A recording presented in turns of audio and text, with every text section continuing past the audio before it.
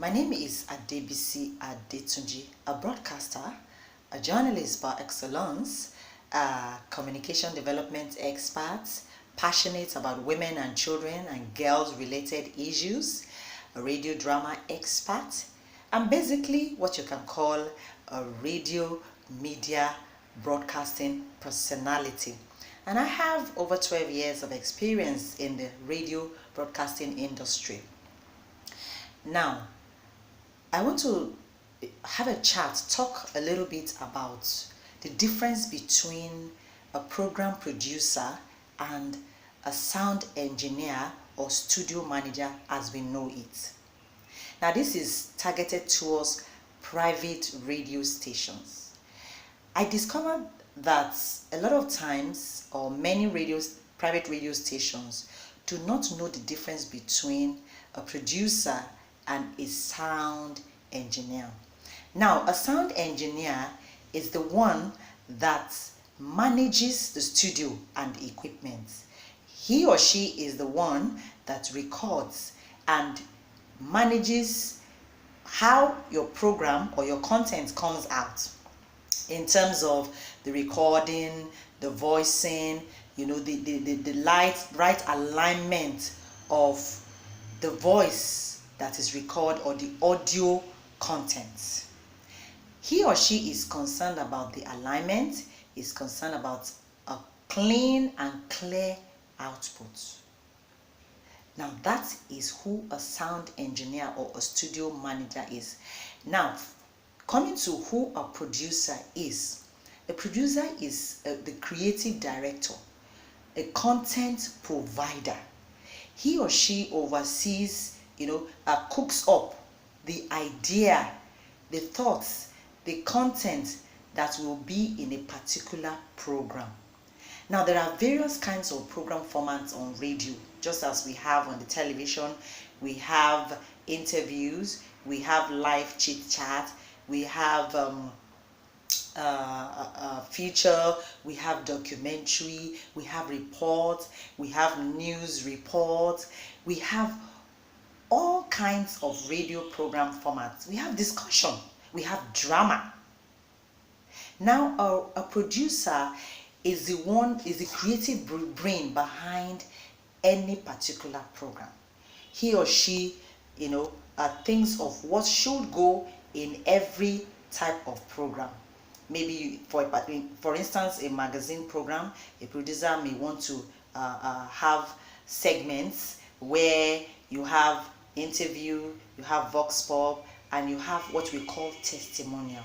Now, a sound engineer does not know this.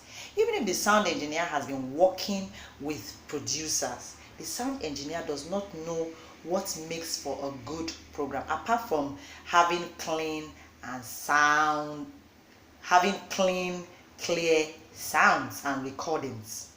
Except if that studio manager or sound engineer has somehow been working with producers. But even then, that is not their area of turf. So it's important when starting a radio station that you don't just employ presenters, news readers, or anchor persons, or else that station will just churn out live programs, where people just come and talk. You have callers calling in, and that would just be all presenters can do. I've been at a private radio station where the announcers, that is the presenters, anchor persons, didn't even know the difference between what makes for a good content, what makes for a bad content, because they are not producers. So producers makes programs what they should be. They conceive the idea, they are the concept developers of programs, and they come out with how a program should be aligned, and they give you the best programming for your station. So it's important, do not just employ presenters, engage producers who are core content providers. And like I would say, sound engineers are no producers. I have been at a private radio station where I asked for a producer.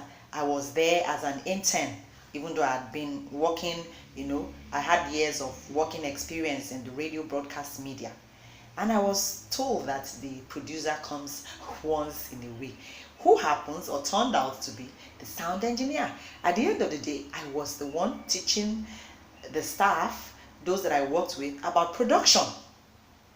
So producers are not studio managers.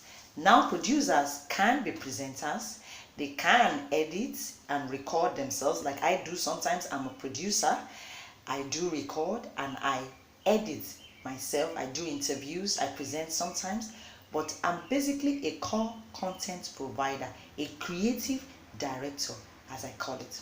So I wish you the best with your intention to start a private radio station, but hey, employ all the hands, all the personnel that will make for great content on your station.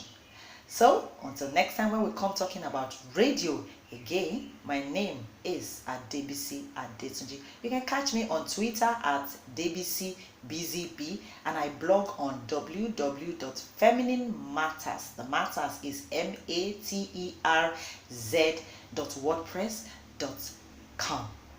Bye.